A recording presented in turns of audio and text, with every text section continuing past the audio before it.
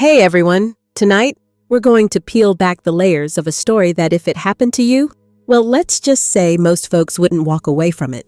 You probably wouldn't survive this if it happened to you, unless you learned the hard way how to outplay your own family. So before you get too cozy, take a moment to like the video and subscribe, but only if you actually enjoy what I'm doing here. And hey, tell me where you're listening from and what time it is there. I love knowing how far this little campfire of ours reaches. Now, turn off the lights, maybe turn on a fan for some soft background noise, and let's begin tonight's journey. It started with a wire transfer. $320,000. That was the amount I moved into my son's bank account on a chilly Thursday morning in October. I remember my hand trembling a little as I clicked, confirm. But my voice stayed calm when I called him.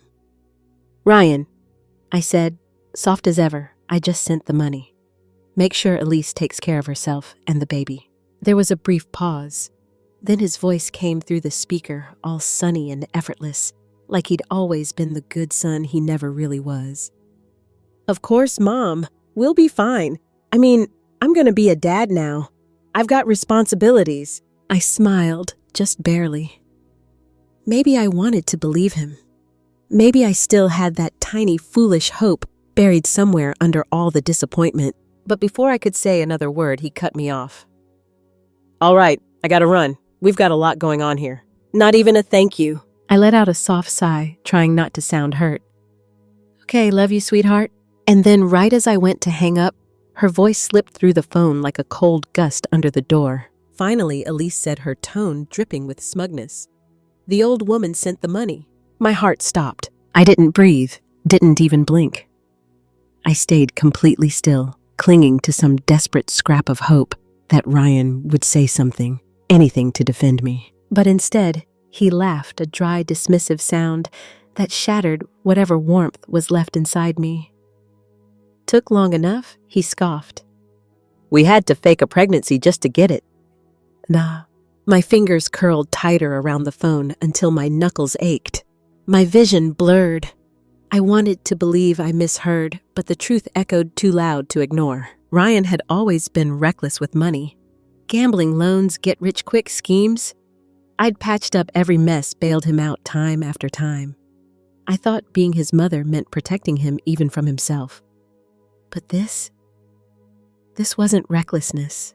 It was betrayal. I'd let my guard down because of the pregnancy story. I thought maybe, just maybe, he was finally turning his life around. Instead, it was just another con. A colder one, sharper than any lie before it. After that call, I stood in the middle of my living room. The same room where I'd read him bedtime stories, wrapped his birthday gifts, patched his scraped knees, and I realized I never truly mattered in his world. Through the phone, I could still hear Elise giggling, chatting with Ryan about how they'd spend my money. I finally hung up. And for a moment, the silence in the house felt suffocating, like the walls themselves were mocking me. I must have stood there for an hour, staring at nothing, clutching the phone, like it could change what I'd just heard. The worst part? It wasn't even a surprise. Ryan had stopped visiting after he married Elise. The calls grew fewer, the excuses more frequent. I told myself he was busy. Married life, new responsibilities. I believed every lie I fed myself. I made excuses for him the same way I had for years. But now the blindfold was off, and all I saw was the ugly transactional truth. 2 days later, they showed up at my door. It was almost laughable. After isolating me for months, they suddenly had time to visit. The sound of someone knocking startled me more than it should have. I hadn't heard it in so long. I pulled open the door, masking the ache in my chest with the best smile I could muster. Ryan, I greeted softly. What brings you here? He grinned like everything was perfectly normal and shoved a plastic bag into my hands. Brought you some supplements? Gotta keep you healthy. Right behind him, Elise chimed in, her voice sticky sweet. We've been thinking about you, Helen. He talks about you all the time. It's just work keeping him so busy. They played their parts to perfection. Polished, rehearsed, convincing, if you didn't know the truth. But I did, and that changed everything. I smiled warmly, patting Ryan's arm. Just the thought means the world to me. Come in. They settled onto my couch, like they owned the place, complimenting the house, commenting on how cozy it was. It didn't take long before Ryan eased into the real reason for the visit. "You know, the apartment's cramped," he began casually. "With Elise pregnant and all, it's not ideal. We were thinking maybe we could stay here for a while." I didn't respond right away, just smiled faintly, watching them like an audience member at a play I'd seen before. Elise jumped in, sighing dramatically. "It's just not healthy for me or the baby. You know how it is." They weren't just eyeing the house, they were staking their claim. I live in an old 2-story near town. Quiet street, good neighbors, walking distance to everything. Property value well into the $1 million mark. Ryan grew up here. He knew exactly what it was worth. And now they wanted it. I nodded slightly. "Of course you can stay." Ryan's eyes sparkled with surprise. He thought I'd resist, but I wasn't resisting anymore. I was watching, waiting. Sure enough, the next words sealed the deal. "Well, since we're staying, maybe it makes sense to, put the house in my name. Taxes, maintenance, all that." Elise echoed him, voice dripping with practiced affection. "We just want you to relax, Helen. You've done enough." Once those words might have melted me. Once I might have handed them everything I had. "Not anymore." "Sure," I said, my voice soft and even. They blinked in disbelief, clearly unprepared for how easy I made it. I pressed my lips together, smiling sweetly as I looked at them. "Go ahead, keep playing your little game. I'm curious to see just how far you think you can take it." The moment Ryan and Elise moved in, the house shifted. Not in an obvious furniture in a new place kind of way, but in the air. You know that feeling when someone's watching you, even when their back is turned? That quiet hum of tension just under the surface? Yeah, it was like that. By the second day, Elise was playing the role of perfect daughter-in-law with unsettling ease. She cornered me in the kitchen while I was peeling apples for a pie, the same recipe my mom taught me decades ago. Funny how those old habits resurface when you need comfort. Elise leaned against the counter, watching me with that polished, sugary smile that never reached her eyes. "So, how's the house transfer coming along?" she asked, all casual-like, as if we were chatting about the weather. I paused, slicing the apple clean through, then let out a soft sigh. "Still needs a few days. These things, they're always more complicated than expected." Her smile stiffened. Just for a second, like a crack in fine china. But she caught herself quickly laughing, that airy little laugh of hers. "Oh, that's fine. No rush. We're patient." Of course they were. They had no choice. Until the paperwork was signed, if it ever would be, this house was still legally mine. After that, their whole performance kicked into high gear. Elise woke up early, cooking breakfast she barely touched. Ryan, my son, who hadn't picked up a broom in his life, suddenly developed a passion for vacuuming. It was like watching actors at a bad community theater production, except the stakes were my home and my life. I played along, smiled when they smiled, laughed when they cracked a joke. Meanwhile, I watched and waited. What they didn't realize was that I'd known their tells for years. Ryan's fake laugh, the way his eyes darted sideways when he lied. Elise's too smooth words, her carefully controlled expressions. It was all familiar and exhausting. But I kept my mask on. Then came the moment that snapped what little restraint I had left. It was late, nearly midnight. I couldn't sleep. You'd think after 60 years on this planet, insomnia would be an old friend. But that night, it was nerves. A pit in my stomach I couldn't shake. I wandered toward the living room, intending to grab a book, but froze just shy of the door. Voices. Low, conspiratorial. I pressed my ear against the wood, the faint thump of my heartbeat loud in my ears. "As soon as she signs over the house," Ryan whispered, his voice devoid of warmth, "we kick her out." My breath caught. I pressed my palm to the door to steady myself. Elise giggled softly, her voice sharp beneath the sweetness. "Exactly, and by then all her savings will be ours anyway." "Bye-bye, Helen." There was silence, then Ryan scoffed, bitter and cold. "She doesn't mean a damn thing to me. Never has. Dead weight, that's all." A chill slid down my spine, settling in my bones. I thought I was prepared. But hearing your own child dismiss you like that, it feels like your ribs caved in. I stepped back quietly, the familiar ache of old regrets creeping in. Where had I gone wrong? Was it the nights I stayed up nursing him through fevers? The debts I paid when he gambled away his future? The chances I kept handing him over and over. Maybe I'd mistaken enabling for love. I drifted to the window, staring out at the backyard. The porch light cast a soft glow across the grass. A memory flickered Ryan, 5 years old, laughing as he chased Baxter, our golden retriever, through the yard. Baxter had been gone a long time now, but his memory stayed the only loyal presence I'd ever known. I sighed, rubbing my hands together, the years of housework and motherhood etched into every line of my skin. It hurt, but it also clarified everything. I couldn't change Ryan, I couldn't rewrite the years, but I could finally protect myself. The next morning, I brewed coffee, set the table, played the same game as always. Elise cooed about her pregnancy. Ryan flattered my cooking. But beneath their words, all I heard was the ticking clock on their little con. That night, the ache of betrayal kept me awake again. This time, I wasn't the only one restless. Around 2 a.m., I heard it, the creak of the back door. Frowning, I slipped out of bed, pulling on my robe. Quiet as a shadow, I padded toward the kitchen. The door was ajar.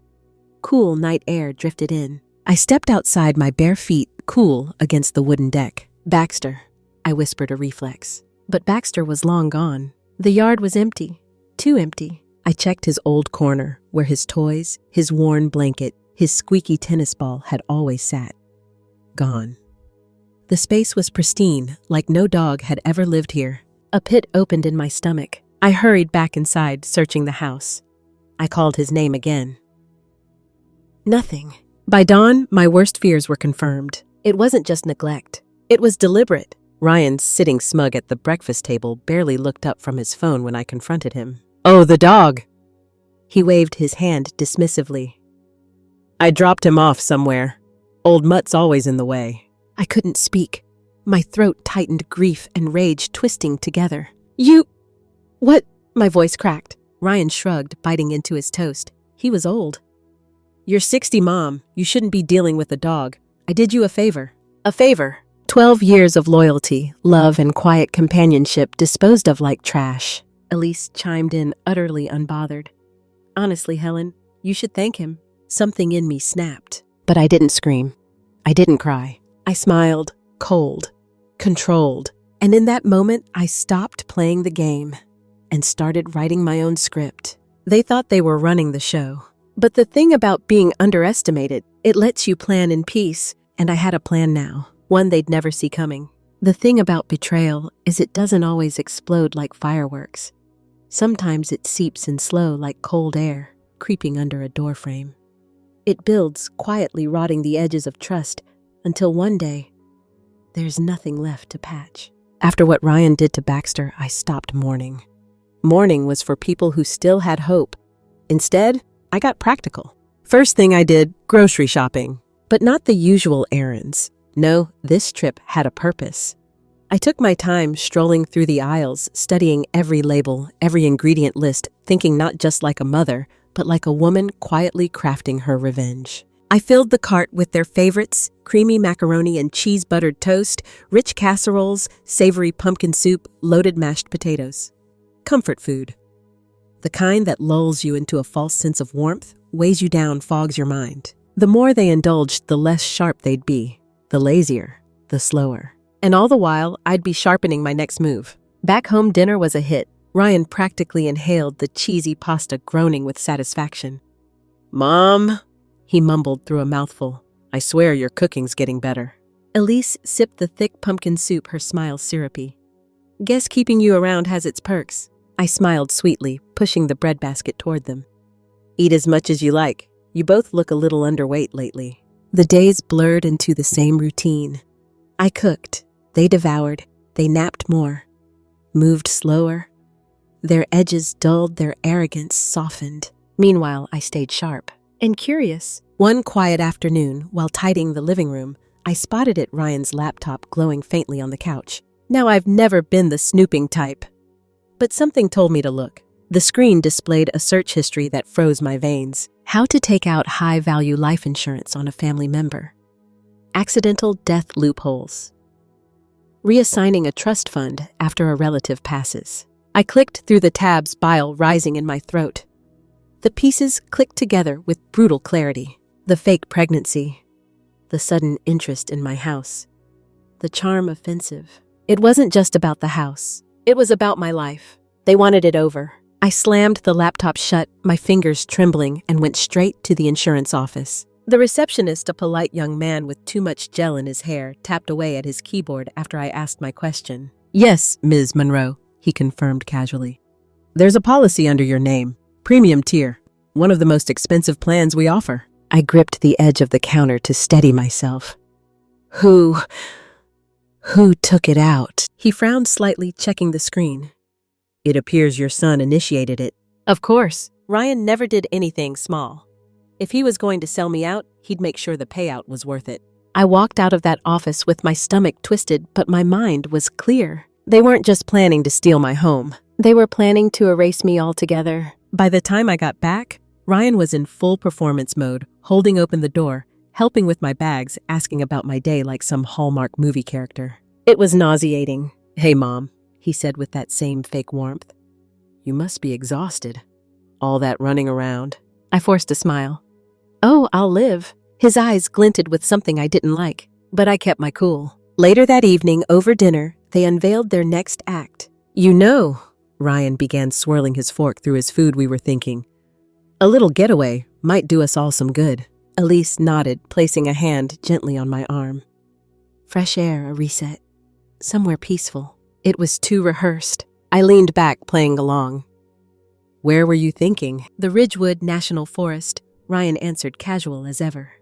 "Some light hiking scenic overlooks nothing strenuous." Ridgewood, a place I knew all too well. Local legend had it that folks who wandered too far off the trails sometimes didn't come back. Treacherous cliffs, unmarked paths, remote, dangerous. Perfect for an accident. I nearly laughed. If I hadn't seen the evidence, I might have fallen for their little bonding trip. But I had seen it, and I was ready. "Sounds lovely," I replied, my voice steady. "I'll go." They both blinked, surprised at how easy it was. Elise recovered first, smiling wide. "Great, you should pack tonight. We leave early." I nodded, excusing myself to my room. Behind the locked door, I sat on the edge of the bed, staring at the empty backpack they expected me to fill. But my mind wasn't on hiking boots or trail mix. It was on survival, because they weren't the only ones with a plan. And mine had been in motion long before they ever set theirs. I wasn't just walking into their trap. I was walking them straight into mine. The morning of the hiking trip, I woke before the alarm. Funny how survival instincts sharpen your senses. The house was quiet, except for the faint hum of the refrigerator and the occasional creak of floorboards as Ryan and Elise packed in the next room. I brewed coffee, my hands steady, now far steadier than they'd been when this whole thing started. I sipped it slow, letting the warmth settle in my chest, anchoring me. They were going to try to kill me today, but they didn't know. I'd already decided how this story would end. We set off just after sunrise, the October chill still clinging to the air. Ryan drove his hand resting casually on the wheel, humming along to the radio, like this was just a fun family outing. Elise sat in the back, scrolling on her phone, sunglasses shielding her eyes. They didn't speak much, but they didn't need to. The Ridgewood National Forest loomed on the horizon, all jagged peaks and thick pine, a sprawling wilderness known more for missing hikers than scenic views. I'd been there before.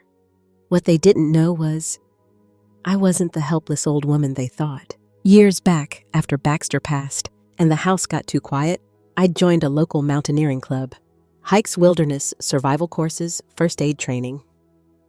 It wasn't about being adventurous. It was about not feeling powerless anymore. Today, that choice might just save my life. When we pulled into the gravel lot at the forest entrance, I played my part. Well, stretching stiffly, wincing a little, pretending like I wasn't sure my knees could handle it. Ryan chuckled. "We'll take it easy, don't worry." Easy, right. The hike began pleasant enough. The leaves crunched underfoot, birds chirped, sunlight filtered through the trees. Elise kept glancing at me, her mouth curled in that sugary, insincere smile.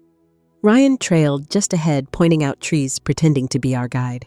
They waited until we were deep in the forest. Past the well-marked trails down the narrow, winding paths few people dared to explore. Finally, we reached a rocky overlook, the kind that made your stomach dip if you stood too close to the edge. "Let's take a break," Ryan offered, setting down his pack. I eased myself onto a nearby rock, pretending to be winded, pulling out my water bottle. Elise passed me an electrolyte drink with practiced kindness. "Thought you could use this," she said softly. "You've got to stay hydrated." I took it with a grateful nod, unscrewing the cap. What they didn't know was I never planned to drink it. Over the last few days, I'd been quietly observing their little stash of sedatives hidden in the kitchen. It wasn't hard to slip a few into my pocket, or into their food. I raised the bottle, tilted it just enough for appearances, and lowered it again. Ryan and Elise exchanged a glance, smug, expectant. Perfect. I reached into my own pack, pulling out 2 energy bars. "Long hike. You two should eat too." They took them without hesitation, unwrapping the bars, devouring them like they hadn't eaten in days. They didn't notice the faint slit marks where I'd resealed the wrappers. They didn't taste the powdered sedatives I'd slipped inside, the very same ones they'd planned to use on me. I waited quiet and still as the drugs took hold. It didn't take long. Ryan's eyes drooped first. His steps slowed. His words slurred. Elise tried to steady him, but her own legs buckled her face, draining of color. I stood up, brushing the dirt from my pants, watching them collapse like marionettes with cut strings. The forest was silent, save for their groggy, panicked muttering. They looked up at me, confusion blooming across their faces. I tilted my head slightly, my voice calm. "Problem?" Elise's pupils shrank. Her lips fumbled for words. "What did you—" "Same thing you planned for me," I replied evenly. "Only I got there first." Ryan tried to push himself up, but his limbs were jelly, his breath shallow. "Mom, come on." His voice cracked, weak and trembling now. "We're family." I chuckled softly. Funny how that only matters when you need something. I stepped over them, my boots crunching the dried leaves, and glanced toward the trail that led deeper into the woods. The sun had dipped lower shadows, stretching long and dark across the ground. "You wanted me gone," I continued. "But here's the thing, sweetheart. This forest, it doesn't care who you are." I started walking slow and steady, the map in my pocket, and every landmark etched in my memory. The mountaineering club hikes had paid off. Behind me, I heard Elise's weak protests, Ryan's strained gasps. I didn't turn around. I didn't need to. They were out of their depth now. And nature doesn't negotiate. The temperature would drop with the sun. Wild animals often wandered these trails at night, if they didn't find their way back before dark.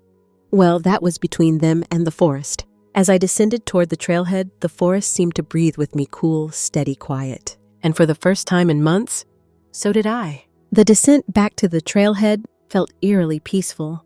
The forest, dense and towering, swallowed every sound behind me, their groggy pleas, the rustling of leaves as they struggled on the ground. Only my steady footsteps remained crunching softly over pine needles and loose gravel. You'd be surprised how quiet your mind can get when you finally stop pretending. The truth, I wasn't scared anymore. By the time I reached the bottom of the trail, the sun hovered low on the horizon, the sky streaked in soft lavender and orange. A crisp breeze stirred the trees, carrying the familiar scent of pine earth and freedom. I should have gone straight home. But life, with its strange timing, had other plans. Just as I rounded a bend near the parking lot, I heard a faint, broken voice carried on the wind. "Help! Over here!" I froze, instincts kicking in. The voice came again, weaker this time. I followed it through the undergrowth, weaving past fallen branches and thorny bushes until I spotted him. A man, maybe around my age, lay on the forest floor. His leg bent at an unnatural angle, face pale with pain. "Don't move," I called gently, kneeling beside him. "You're hurt." He managed a faint smile through gritted teeth. "Figured that out a while ago." His face was familiar in that quiet background news kind of way, but I couldn't place him. I grabbed my phone, dialing emergency services with steady fingers. Within minutes, I relayed our location and stayed with him, pressing a clean cloth to a gash on his forehead. "Name's Marcus," he said after a pause, his voice strained. "Marcus Grant." I stiffened. The Grant family, owners of Grant Enterprises, the same company Ryan had been desperately chasing for investment deals. The same Marcus Grant I'd seen on business news segments pictured shaking hands with mayors, CEOs, powerhouses. How's that for fate? You're lucky I found you, I murmured, wiping dirt from his temple. Or maybe I'm lucky you know what you're doing, he chuckled weakly. Most people panic in situations like this. I smiled faintly, tucking the cloth into my bag. I've had practice. When the paramedics arrived, I stayed by Marcus's side, helping them lift him onto the stretcher, answering questions from the park rangers. He squeezed my hand before they wheeled him away. If there's ever anything I can do to return the favor. His eyes softened. You saved my life. Funny thing, life doesn't always toss you lifeboats, but when it does, you grab on tight. I followed the ambulance to the hospital, not because I had to, but because some invisible thread tugged me there. Hours passed in that sterile waiting room. The hum of fluorescent lights, the quiet shuffle of nurses, the faint ding of call buttons all blending together. When a doctor finally emerged, clipboard in hand, I straightened. He's stable, the doctor informed me. Out of immediate danger. Relief settled in my chest like warm honey. Later, when Marcus regained consciousness, he asked for me. His eyes, sharp despite the pain, met mine as I stepped into the room. You stayed. I figured it's rude to leave someone stranded twice in one day. He laughed, the sound hoarse but genuine. You've got a good sense of humor for someone who hauls injured strangers out of forests. I shrugged. Occupational hazard of surviving difficult people. I didn't tell him about Ryan, about Elise, about the insurance policy, the lies, the betrayal. That part of my life, it wasn't worth handing to a stranger, even a wealthy, powerful one. Seriously, he continued, his voice softer now. If you ever need anything, you just ask. My family, we owe you. I offered a faint smile, brushing non-existent lint from my sleeve. Maybe I'll take you up on that. But for now, just get some rest. I slipped out of the room before the conversation got heavy, before I let the walls I'd carefully built show their cracks. The hall outside buzzed with activity nurses, doctors, business-suited assistants, huddling with phones pressed to their ears. Marcus Grant wasn't just another patient. He was a man with power, connections, options. I tucked that fact away like a spare key in my pocket, because if there's one thing I've learned, it's that timing is everything. I left the hospital under a sky heavy with stars, the cool night settling over my skin like a quiet promise. As for Ryan and Elise, I hadn't heard from them, and strangely, I wasn't in a rush to find out if they made it back from the mountain. They set the stage for betrayal, but they forgot I was writing the final act. It wasn't until 3 days later that I heard from them. I was sitting at the kitchen table, the late afternoon sun pouring through the window, highlighting the steam curling from my cup of tea. I'd just finished wiping down the counters, enjoying the quiet hum of the house. For the first time in weeks, the place actually felt like mine again, clean still, and untouched by their scheming hands. The phone rang, slicing through the peace. I glanced at the screen. Ryan. I let it ring once, twice, before I picked up, keeping my voice light, as if I'd just been baking or tending to my garden like any normal day. Hey, sweetheart. His voice on the other end was cracked, brittle with fatigue. Mom! I could hear the strain beneath the word, like it physically hurt him to say it. We need you to come get us. I leaned back in my chair, tracing the rim of my teacup with my finger. Why? Where are you? There was a long pause.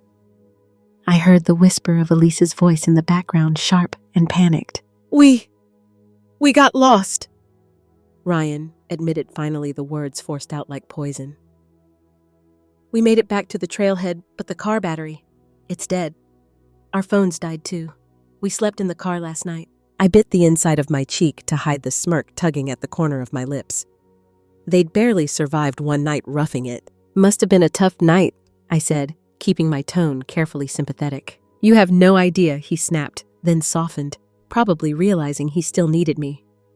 Please, can you come? I didn't answer right away.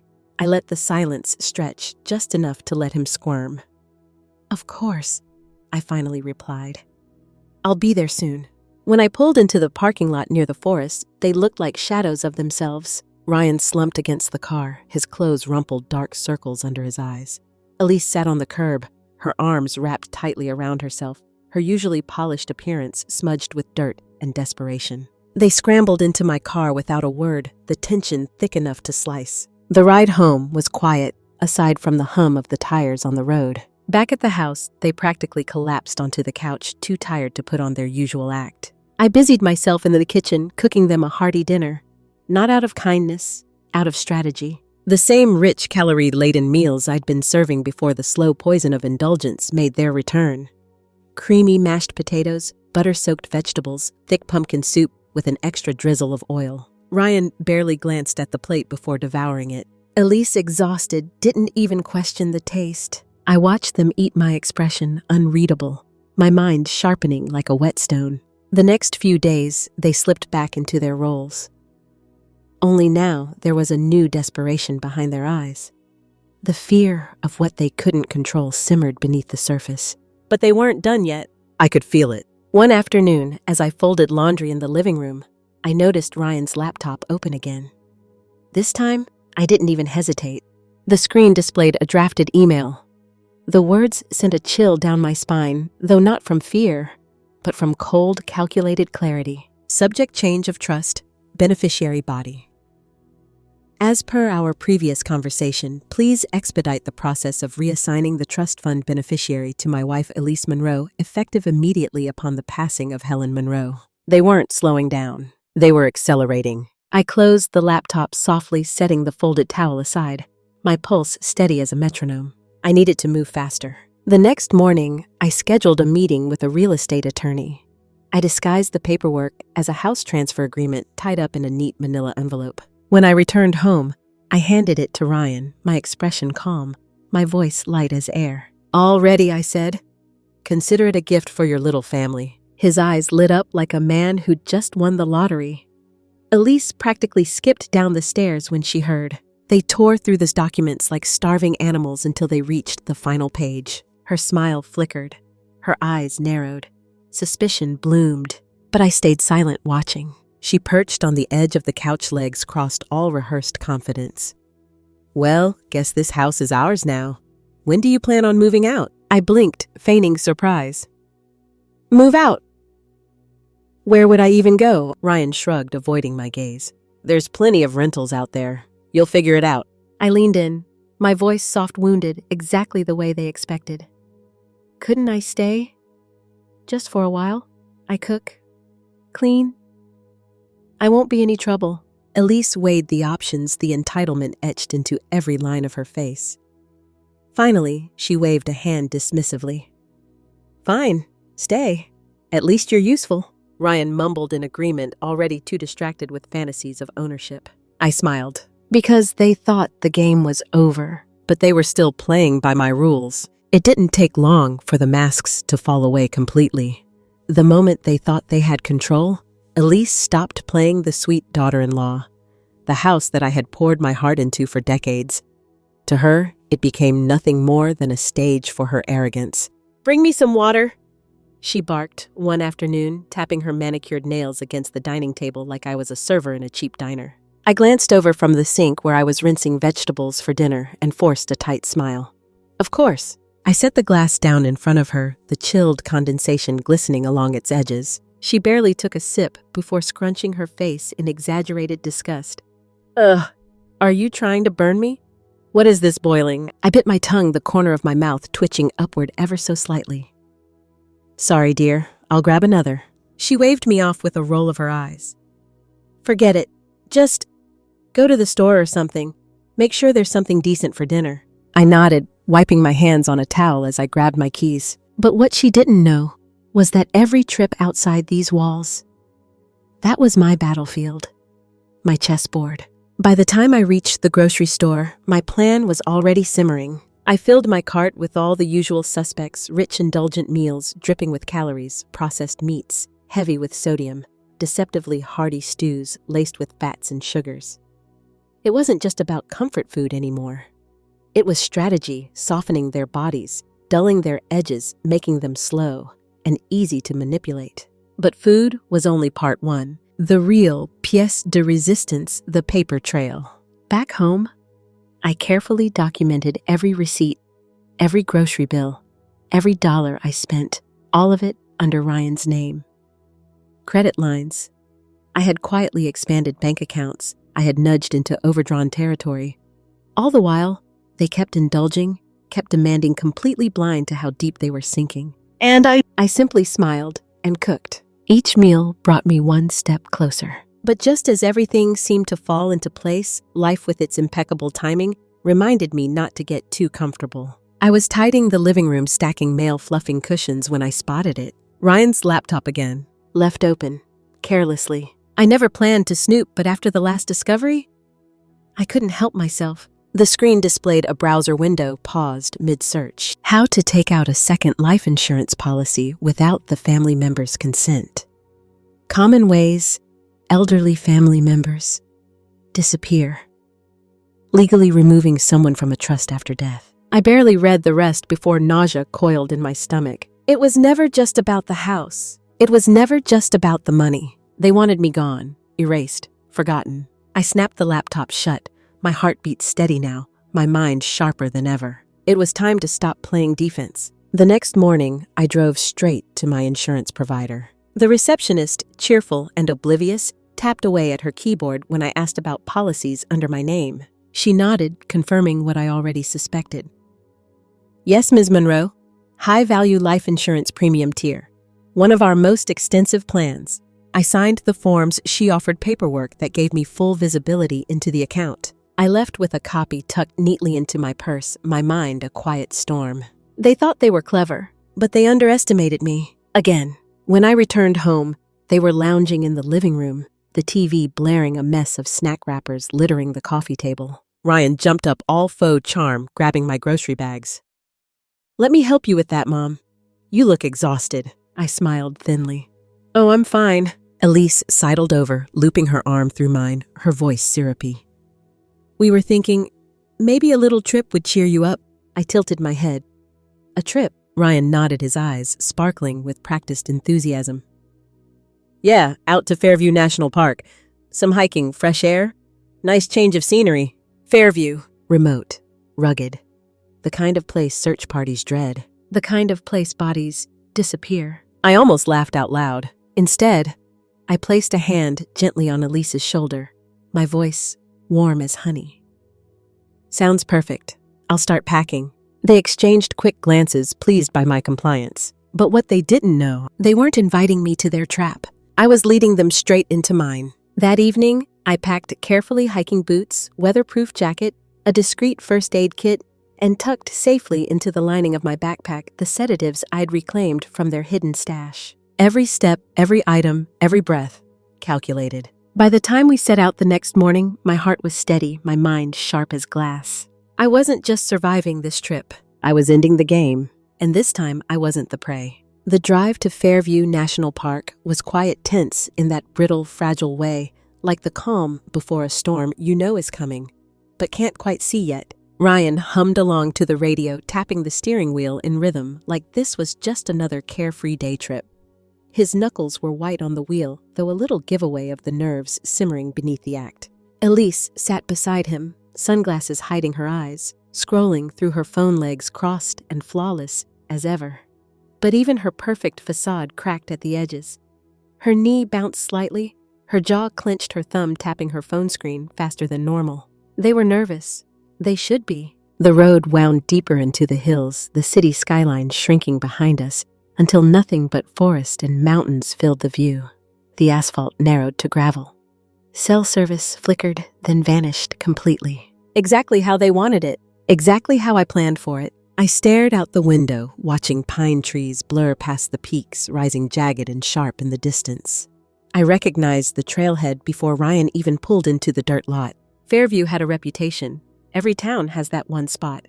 Stories whispered at coffee shops, warnings passed between locals. People get lost out here, they say. Accidents happen. Sometimes, they don't find the bodies. It was perfect for them. But the thing is, I grew up in places like this. My late husband, God rest him, taught me how to read the woods like a book. I could follow a ridge, navigate by moss-track animal trails. And after Baxter died, I spent years hiking, camping, learning every inch of wilderness within 50 miles. They were walking me into their trap, but I already knew the exits. We started hiking mid-morning. The air was crisp sunlight filtering through the pines, the faint chirp of birds overhead. To any passerby, we looked like the perfect family out for a nature stroll. But every step we took off the marked trail was calculated. Every glance exchanged between Ryan and Elise. That was them checking the script of their plan.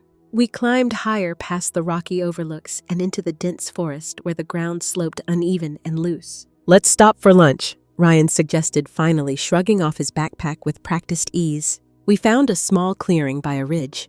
The trees opened up just enough to see the valley below, cliffs jagged and steep. It was the kind of place you didn't stumble unless someone helped you along. Elise pulled out sandwiches and drinks, handing me an electrolyte bottle with that too-sweet smile. "Gotta stay hydrated, Helen." I unscrewed the cap, lifting it to my lips. But I never drank. Just let the liquid touch my mouth, the bitter chemical taste barely registering before I capped it again. I reached into my own bag, pulling out energy bars, passing them to both of them. "It's a long hike. You'll need the fuel." They tore into them eagerly, their hunger blinding them to the faint, precise tear marks where I'd resealed the wrappers. They didn't taste the powdered sedatives I'd slipped inside their own recycled return to cinder.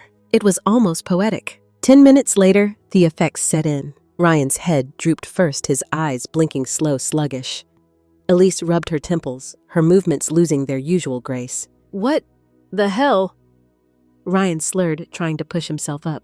I stood, brushing the dirt from my hands, staring down at them. Elise collapsed onto her side, her voice faint. "What did you—" "Same thing you planted for me," I replied softly. Only I had better timing. Ryan's face contorted, panic cutting through the fog. "Mom! Come on!" I tilted my head, watching him struggle. "It's funny you calling me Mom now. You never remember that title, unless you want something." They lay there limp and helpless as I stepped past them, walking to the edge of the overlook. The valley stretched wide below the distant trees, whispering in the wind. Behind me, Ryan tried to move, but his limbs betrayed him. Elise barely managed to roll onto her back, her breath coming in short, panicked gasps. "You wanted me gone?" I continued, my voice low and steady. "But you forgot. I've survived worse than you."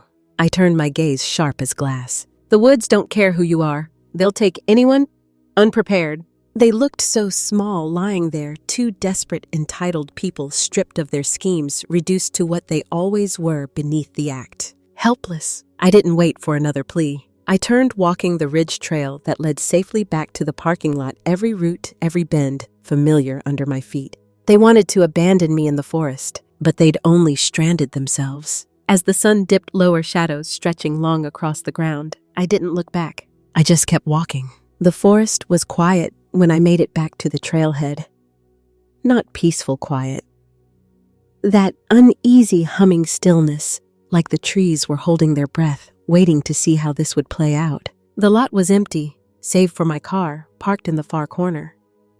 I climbed in, locked the doors, and sat there for a moment, fingers resting lightly on the steering wheel. A part of me wondered, would they make it back? Another part, it didn't care. I drove home through winding roads, the autumn sun dipping lower behind the hills. My mind, sharp and steady, now ran through every detail of what came next. They thought I was done playing. They thought abandoning me in the woods would tie a neat little bow on their scheme. But they forgot.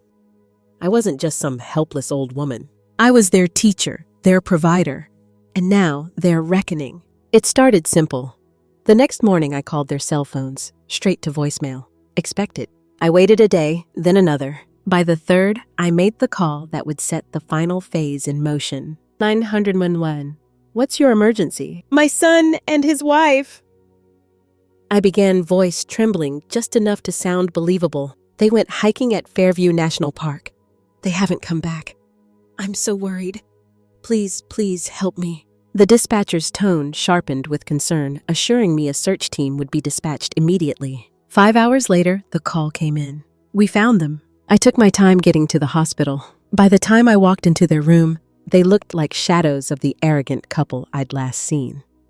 Ryan was pale, his face gaunt, dark circles etched deep beneath his eyes.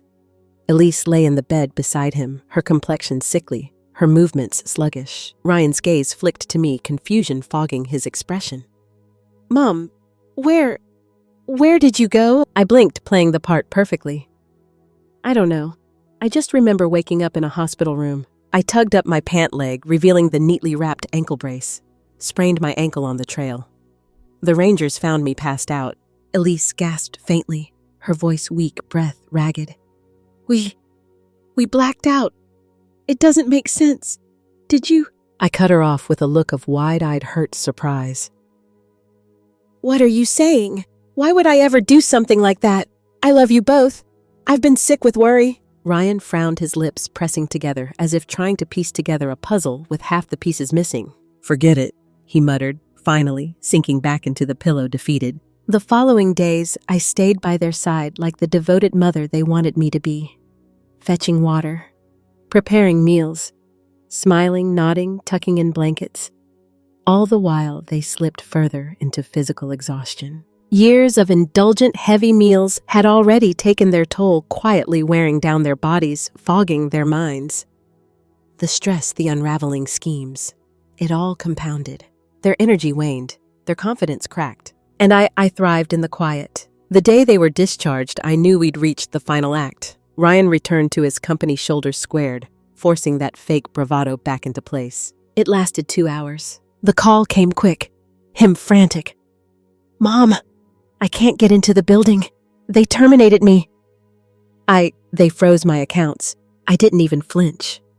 I simply patted his hand when he returned home, his face gray with panic. "Rough day?" I asked sweetly, sliding a steaming plate of food in front of him. His eyes blazed, his fists clenched. Finally, he snapped the cracked spiderwebbing wide across his carefully built facade. "Am I really that worthless to you? Why would they fire me?" I smiled softly, tucking a stray hair behind my ear. "Don't be discouraged, sweetheart. I have money. I'll take care of you both. You shouldn't stress over work anymore." His gaze sharpened, suspicion brewing. So I sweetened the bait. "In fact, why don't I send you two on vacation? Clear your heads a little. What do you say?" A flicker of hesitation danced across his features. But greed always wins with Ryan. It always has. "Yeah, maybe that wouldn't be so bad." Elise, ever the opportunist, perked up immediately. "A vacation? Perfect. We deserve a break." I booked them a 7-day luxury trip to the Florida Keys. All expenses paid. What they didn't know, this was my parting gift. While they basked in the sun, drank cocktails by the pool, shopped till they dropped, I got to work. I cleared them out, hired movers, packed every last belonging they owned. Furniture, clothes, trinkets, junk, all of it shipped straight to the community donation center. The valuables sold. The house purged. Locks changed. Security updated. By the time their plane touched down, the only thing left for them was a stack of envelopes, meticulously itemized bills, and credit statements, all tied to Ryan's name. Because every dollar they spent on that vacation, it wasn't mine. It was his credit line, pushed past the limit just like he always did. The phone rang within the hour. Ryan's voice, brittle and venomous, cut through the line. "What the hell is this? You sent me?" "Bills." I leaned back, sipping my tea, watching the sun paint golden streaks across my hardwood floors. "The money you spent, Ryan, it's yours to repay." He sputtered, stunned, then furious. "I'm your son. Isn't it normal to spend your money?" I chuckled quietly, savoring the bitter irony. "Funny how you remember you're my son when the bills come due." I ended the call, setting my phone down with deliberate calm. Outside, the autumn wind stirred the trees, crisp leaves skittering across the porch. The house was finally quiet, and so was my heart. It didn't take long for them to show up. The doorbell rang like an alarm, sharp, insistent, desperate. Then came the pounding, Ryan's fist slamming against the wood hard enough to rattle the frame. "Mom, open the damn door! You hear me?" I stood quietly in the foyer, staring at the door, letting the echoes of his voice bounce through the house. From the other side, Elise's voice pierced through, shrill and furious. "Is this your way of cutting ties with your own son? What kind of mother does this?" I took my time unlocking the door. Just enough to crack it open, the chain still secured across the frame, blocking their entrance. Ryan immediately pressed against it, his face wild, his eyes bloodshot. "What are you doing? This is our house. You said it was ours. I tilted my head, keeping my expression soft, almost confused. Are you sure? He shoved a thick envelope through the gap in the door. The deed, the paperwork. You signed it. I took the folder, flipping through it with slow, deliberate care, the corner of my mouth twitching upward. Elise hovered behind him, arms crossed, sneer fixed in place. Don't act innocent. We let you stay here out of kindness. I couldn't help it. A quiet, humorless laugh slipped from my lips as I held up the papers. Take a closer look. Ryan yanked them back, his brow furrowing as he skimmed the pages. The color drained from his face. Elise snatched them from him, flipping through in a frenzy. Her fingers trembled as she reached the final page, reading the fine print etched neatly at the bottom. For display purposes only. Not a legally binding transfer of ownership. Her eyes shot up to meet mine, wide and furious. You tricked us! I smiled faintly, voice calm. No, sweetheart. You tricked yourselves. You were so busy celebrating your inheritance, you didn't even read the contract. Ryan's facade cracked completely. He shoved the door harder, his voice breaking. I'm your son. How could you do this to me? The weight of that word, son, settled between us like a bitter fog.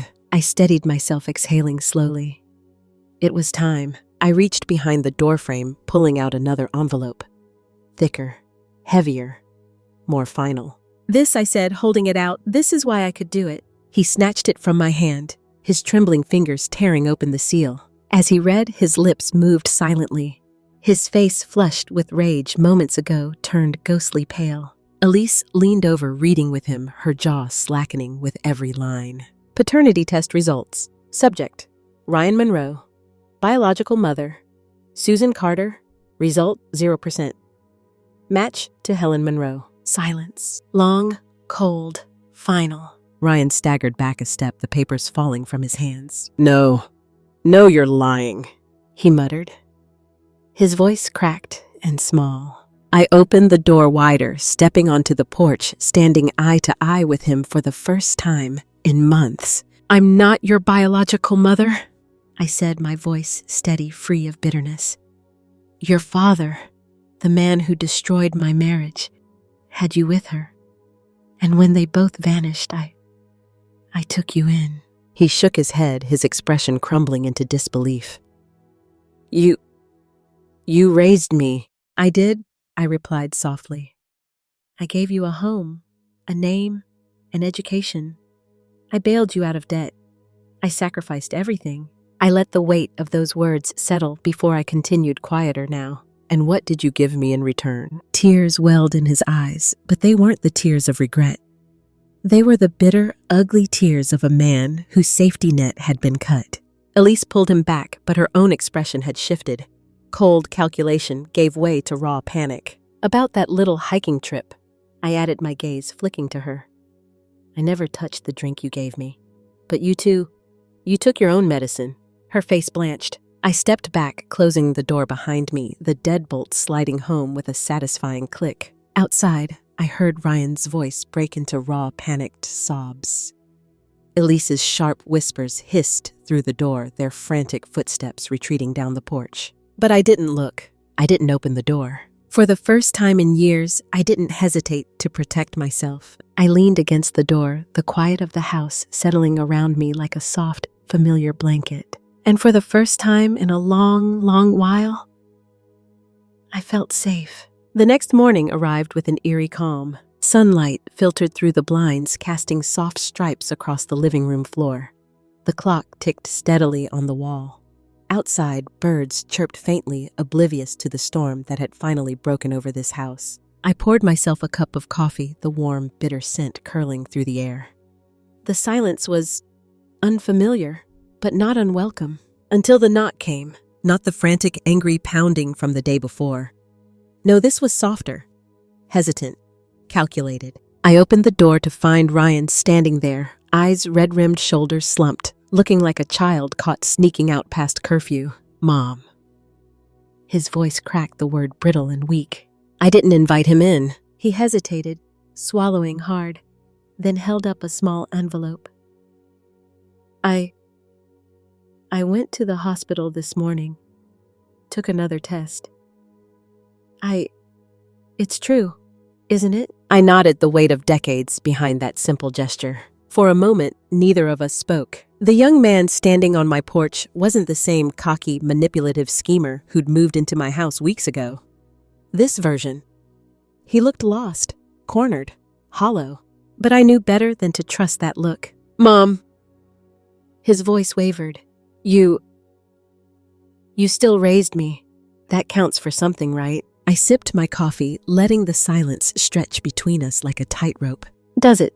I asked softly. He faltered, his jaw working as though searching for the right words. Instead of an apology, though, what tumbled out was familiar entitlement dressed in desperation. "I'm still your son, paperwork or not. You can't just abandon me." I tilted my head.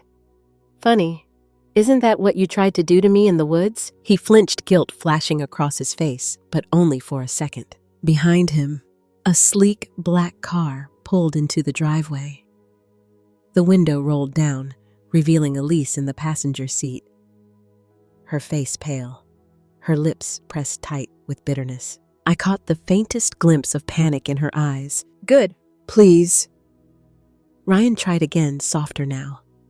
"Can we just talk?" I considered it, but then I remembered. I remembered every lie, every sneer, the greed, the schemes, the betrayal, and the way they took Baxter from me like he was nothing more than an inconvenience. I smiled faintly. "We've talked enough." His shoulders sagged, his mouth opening to protest, but I gently closed the door. This time I locked it twice. I watched from the window as he slunk back to the car, Elise glaring daggers at him as he slid into the passenger seat. The engine roared to life, and they peeled out of the driveway, leaving nothing but the faint scent of exhaust behind. But they didn't leave me with emptiness. They left me with clarity. I spent the afternoon packing their remaining belongings, what little hadn't been carted off to charity or sold, while they were sunning themselves in the Keys. Odds and ends, forgotten clothes, trinkets of their false life here. I boxed it all. By sunset, a donation truck rolled up the drive. A polite young man helped me load the last of it. I signed the paperwork, watched as the truck disappeared down the street. The house, for the first time in years, felt mine again. But life in its twisted poetry wasn't quite done yet. Later that evening, a familiar number lit up my phone. Marcus Grant, the man I'd saved in Fairview. The man with quiet power wealth and an uncanny ability to appear just when I needed it most. I answered, my voice steady. "Marcus." "Hey, Helen." His voice was warm, genuine, carrying a quiet strength. "You got a minute?" I smiled, despite myself. "I've got more than a minute," he chuckled lightly. "Good. I've been thinking about our last conversation, about how you disappeared from the hospital so fast." I leaned against the counter, watching the last rays of sunlight fade behind the trees. Wasn't trying to disappear, just had loose ends to tie up. A pause. Then, and how are those loose ends looking now? I glanced around the house, the clean floors, the quiet walls, the unopened front door. "Pretty neatly tied," I admitted. His voice softened. "Good. Listen, I know you're not the kind of woman who needs rescuing, but dinner? Just dinner. No pressure." I considered it. For the first time in what felt like years, I didn't feel cornered. I didn't feel like someone's pawn or someone's mother or someone's liability. I felt like myself. "Dinner sounds nice," I said, my voice quiet but sure. "Just dinner." "Just dinner," Marcus echoed. "I'll pick you up Friday." A small smile tugged at my lips. "See you then?" I ended the call, the house finally blissfully still. For once, I wasn't waiting for the next betrayal. I was ready for whatever came next. Friday came faster than expected. The house was spotless. Not the forced, frantic kind of clean when you're trying to impress guests you don't like, but the easy, quiet kind. No piles of mail, no dirty dishes in the sink, no forgotten shoes by the door. Their things were gone. Their shadows were gone. And for the first time, I didn't feel like I was walking on eggshells in my own home. When Marcus arrived, his car idled at the curb, sleek and understated like everything else about him. I opened the door before he even knocked, stepping onto the porch with a quiet smile. He straightened his eyes, scanning me not with the sharp scrutiny of someone judging, but with the simple, lingering attention of someone noticing. "You look peaceful," he said softly. I chuckled. "First time in years." He opened the passenger door for me, and I slid in the soft leather seats warming beneath me as he climbed behind the wheel. The drive was quiet, at first comfortable. The radio hummed low, the city lights glittered as we drove past storefronts and late-night diners. We ended up at a cozy restaurant tucked along the riverfront. Brick walls, dim lighting, soft jazz playing in the background. It was easy. Over dinner, the conversation drifted books, music, the ridiculousness of local politics. Nothing heavy, nothing sharp. Until, of course, the inevitable question came. So Marcus asked, setting down his glass of wine, his eyes steady but curious. "What's next for you?" I paused, swirling my own glass slowly. The question had hung over me for weeks, unspoken but constant. "What comes after you've burned the last bridge? After you finally stopped sacrificing yourself for people who never appreciated it?" I smiled faintly. "For once, I don't have to know." He raised a brow, clearly amused. I shrugged. I spent my entire life planning for other people, fixing their messes, picking up the pieces. I thought, if I just loved hard enough, it would be enough. I sipped my wine, the bitterness sharp and satisfying. Turns out, love doesn't work like that. Marcus nodded slowly, his gaze softening with understanding. "No, it doesn't." We finished dinner, the conversation never veering back to Ryan or Elise. It didn't have to. Their chapter, it was closed. On the drive home, Marcus didn't press, didn't pry. He simply walked me to my door, hands tucked into his jacket pockets. "You're welcome to call," he said, a quiet smile tugging at the corners of his mouth. "No pressure." I smiled. "Maybe I will." After he left, I stood on the porch for a long while, watching the stars stitch themselves across the dark sky. The house behind me felt light, empty in all the best ways. But life, it wasn't done tossing curveballs yet. A week later, the package arrived. No return address, plain brown envelope, but I knew the handwriting. Inside were documents, internal memos, executive personnel changes, and financial reports from Grant Enterprises. One name, once proudly stamped across every project file, had been erased. Ryan Monroe, gone, removed from every investment, every promotion track. His reputation erased as swiftly as it had been built. I didn't ask how it happened. I didn't need to. Marcus never said a word about it either. A few days later, he showed up with coffee, a quiet smile, and a new book for my collection. We never discussed the package. We didn't have to. I tucked the documents away in my drawer, closed it softly, and turned back to my garden. The rosemary was thriving, the lavender tall and fragrant, the mint spreading wildly along the fence line. Funny how quickly life grows when you finally start planting for yourself. I wasn't sure where the next chapter would lead, but for the first time, I wasn't afraid to find out. The months that followed fell into a rhythm I hadn't known I was craving. Mornings spent walking the neighborhood trails, crisp air filling my lungs. Afternoons tending to my little herb garden, watching the mint and rosemary stretch toward the sun like they had something to prove. Evenings curled on the porch, a book in my lap, the faint hum of distant traffic blending with the chirping of crickets. There were no slammed doors, no accusations, no forced smiles stretched tight over hidden schemes. Just quiet, and sometimes Marcus. At first it was casual. Coffee here, a walk there. No promises, no pressure. But slowly, steadily, he became a fixture, a gentle, steady presence in a life that had been all sharp edges and tangled wires for far too long. He didn't try to fill the silence. He didn't push for explanations. He just showed up. It was the most unfamiliar, comforting thing I'd experienced in years. Until the phone rang. It was subtle, the way your stomach knots before your brain catches up. The caller ID flashed unknown number. I almost didn't answer. But some part of me knew. "Hello." A pause. Then Ryan's voice, small, cracked, barely holding together. "Mom." The word didn't sting like it used to. It sounded empty now, like a title worn thin from misuse. "What is it?" I asked, my tone quiet, unreadable. He faltered, the sound of shallow breathing filling the line. I'm sorry." I let the silence stretch, waiting for the real reason. "It's bad," he admitted, finally, his voice breaking. "The company, Marcus's people, they It's all gone. The investments, the deals, my reputation. His words tangled together, desperate unraveling. Good. I didn't say it aloud, but the thought settled in my chest like a smooth stone. I'm ruined, he whispered. And Elise, she left. I leaned against the counter, fingers tracing the cool edge of the granite. I see. A bitter laugh crackled through the receiver. Of course you do. You always see everything. It wasn't a compliment. It was an accusation, but I let it slide. I don't know what to do. He continued, his voice raw now. You always fix things? You always saved me. For a flicker of a second, I remembered him as a boy, wide-eyed, clinging to my hand, looking to me like I held the answers to everything. But that little boy, he was gone long before I let him move back into my house. And the man on the phone, he wasn't mine to save. You're not a child anymore, Ryan, I said softly.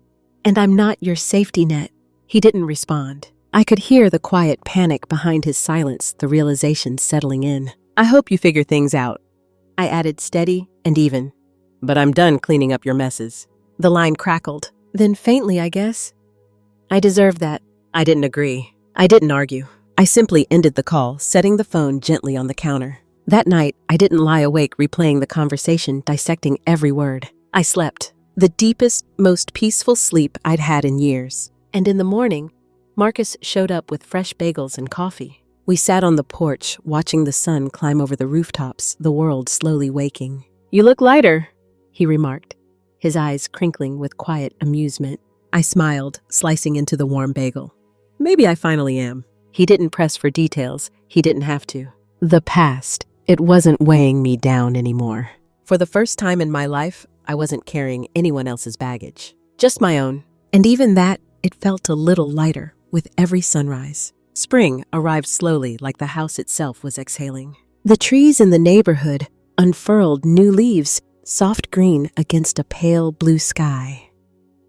My herb garden woke up from winter sprigs of lavender and rosemary reaching for the sun.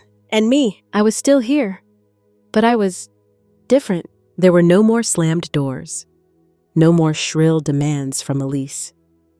No backhanded compliments. No calculating glances from Ryan across the dinner table. They were gone. And their absence, it didn't echo. It didn't ache. It settled quiet and clean like fresh paint covering old stains. But fate, with its strange sense of timing, wasn't finished testing me. The mail arrived that afternoon, just bills and junk at first. But tucked between the credit card offers was a thick, cream-colored envelope with a familiar logo embossed at the top, Graham Group. My heart skipped. It wasn't the logo itself. It was the memory behind it.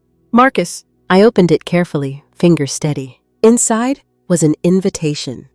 A corporate dinner.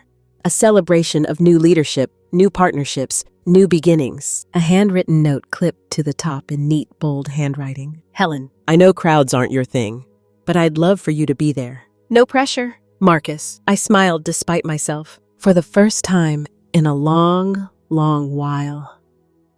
I didn't feel cornered by someone's expectations. There was no performance, no manipulation. Just a quiet request. An open door. The dinner was held at one of those glossy hotels downtown, the kind with marble floors and ceilings so high they made you feel small. I arrived early, dressed in a soft navy dress, nothing flashy, but enough to remind myself I still knew how to show up. The room was buzzing. Waiters with trays of champagne, investors in sleek suits, executives shaking hands, laughing, positioning themselves like chess pieces. I spotted Marcus near the stage, deep in conversation with a group of sharp-eyed board members. When his gaze met mine, something in his expression softened instantly. He excused himself, weaving through the crowd until he reached me. You came, he said, his voice warm, pleased. I tilted my head. You asked. His smile deepened, the edges of his eyes crinkling. And how's life been? Peaceful. I thought for a moment, sipping my water. Peaceful and surprisingly quiet. He chuckled. Good. You deserve quiet. We settled at a table near the back, close enough to hear the speeches, far enough to keep some distance from the corporate circus. Throughout the evening, I watched him, the way people deferred to him, the quiet authority he carried, the understated confidence. But beneath it all, he wasn't the kind of man who needed the spotlight. He simply existed, solid, steady. The speeches began talk of market growth, future expansions, glowing projections. I let the words wash over me, my mind wandering back to the house. The empty closets, the clean counters, the herb garden blooming quietly by the window. It didn't feel like emptiness anymore. It felt like space, a blank canvas. After the dinner, we stood outside beneath the hotel's grand awning, the city lights glittering around us. Marcus slipped his hands into his pockets, his expression unreadable for a moment. "Can I ask you something?" I nodded. "Do you ever regret it, how things played out?" The question hung between us, heavy but honest. I considered it regret for loving too much, for sacrificing too often, for being blind to the truth for so long. Maybe, but for finally choosing myself. Not for a second. "No," I answered softly. "I regret waiting so long to stop." His eyes lingered on mine, understanding flickering there. He stepped closer, not pressing, not pushing, just there. And for once I didn't flinch. We stood there for a while, the hum of the city behind us, the night quiet and wide open. And I realized I wasn't waiting for the next betrayal. I wasn't holding my breath, waiting for the ground to fall out from under me. I was just here.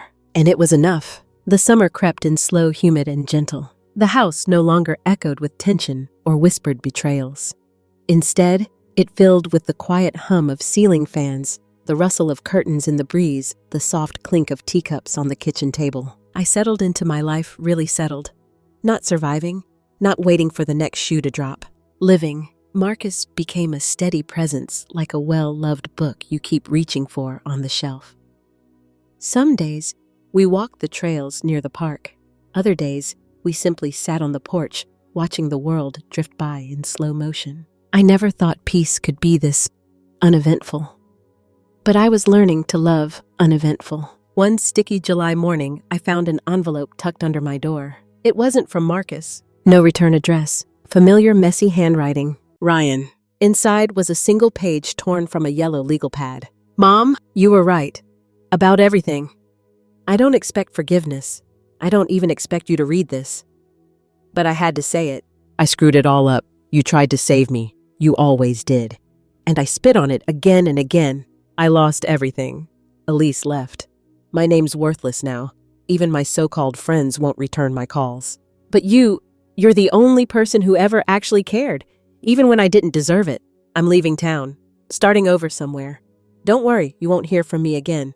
I just wanted to say, I'm sorry." Ryan. I stared at the note for a long time. The old me. She would have clung to that letter like a lifeline, rushed to the phone desperate for reconciliation, hoped once again that love alone could fix everything. But that woman, she didn't live here anymore. I folded the letter, gently set it in the drawer by the kitchen phone, and closed it. No bitterness, no regret, just closure. Weeks passed. The seasons inched toward fall. The trees began to hint at amber and gold.